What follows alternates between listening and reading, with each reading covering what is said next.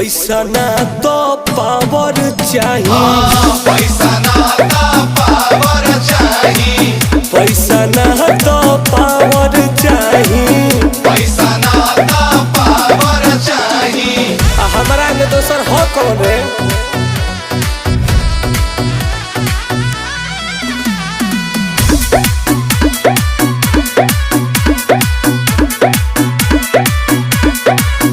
सब रुपये के तो खेल बाटे, रुपये से जेल बेल बाटे।